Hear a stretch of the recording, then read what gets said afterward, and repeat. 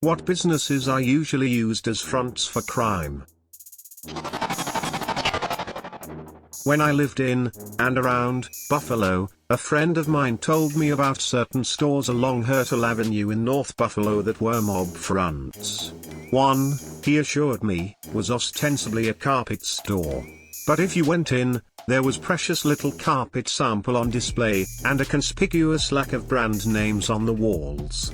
If you inquired about actually buying anything, even of the sample shown, you'd be told it was unavailable, in a tone of voice that suggested you really should not waste your time further there. Upstairs was the social club or whatever where the real business went on. I also recall going to a popular pizzeria in North Buffalo that was widely believed to have mob connections. They did serve pizza, a lot of it to strictly legitimate customers like myself, and it was good. However, the night I was there it struck me that there seemed to be an awful lot more people working there than I'd seen at other pizza places, even ones that were that popular and busy.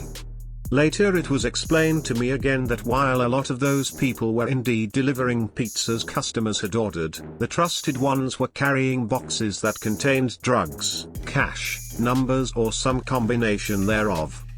The late Henry Hill, in Wise Guy, the book Goodfellas is based on, recalls some schemes where a supermarket that was working with them would have, say, 11 cash registers, but officially only have 10.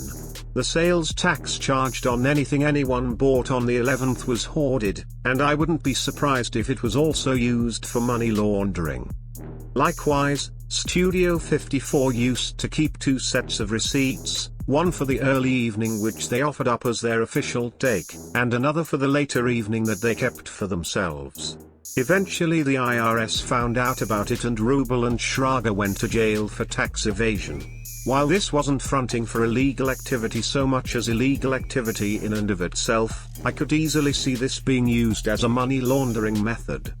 Restaurants are another popular front, apparently. Those of you significantly well read in O.J. Simpson case minutiae will recall that the Mezzaluna restaurant where Ron Goldman worked had a reputation as Brentwood's go-to Coke depot. One patron said they did so much of that business it might as well have been on the menu. At restaurants like that, I'm told, the way to procure controlled substances is to make a discreet inquiry through the bartender, very preferably with someone he already does business with. Anthony Bourdain also writes about having worked at a couple of restaurants set up by the mob to fail so they can make a killing on auctioning. Didn't Brazil also have a major recent political scandal that brought down a lot of highly placed officials that started from an investigation into slight financial irregularities at a car wash?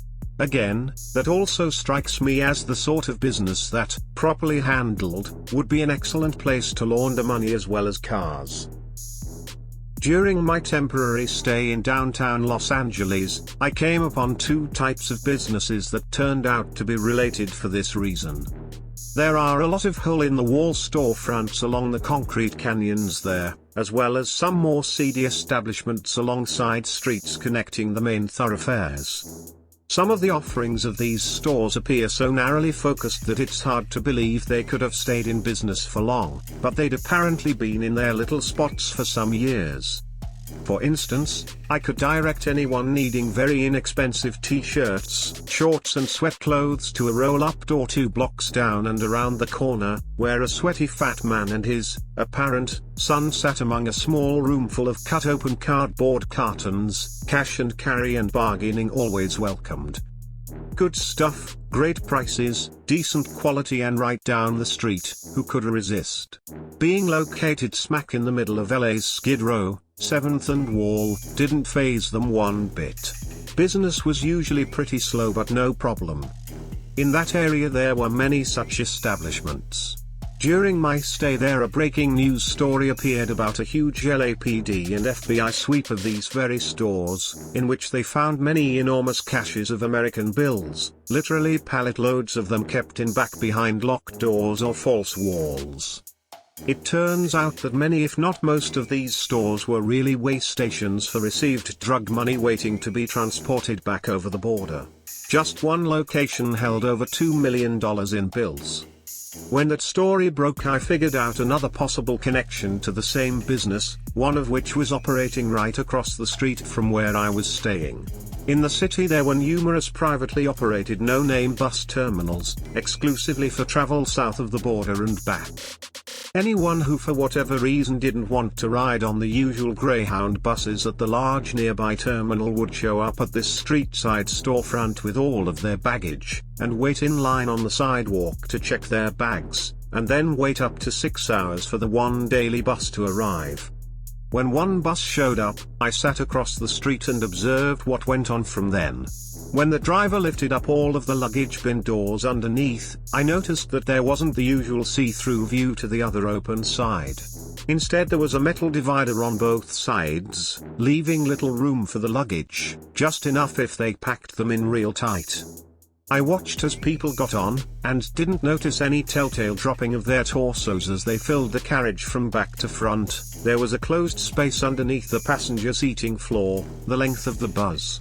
When they finally got underway it was dark. The next day on my daily walk about the city I came back on a path that led me to the alley behind the storefront terminal, where I saw the back end of a bus sticking out of a garage door, all the luggage doors open. Of course I reversed course real quick before anyone saw me. It appeared that the buses arrived in the back long before they came around in front to load passengers. I could be wrong, but I believe I'd figured out one method that the money stored in those local way stations was being transported, at least in part being secreted within the false walls of the luggage compartments, for shipment across the border. Having the entire transfer arrangement in such close proximity to the hidden cash locations would make sense. Having the border patrol being preoccupied with certifying all of the passengers instead of the bus itself would make sense too. I never heard of any legal action taken about that, left the area for better times.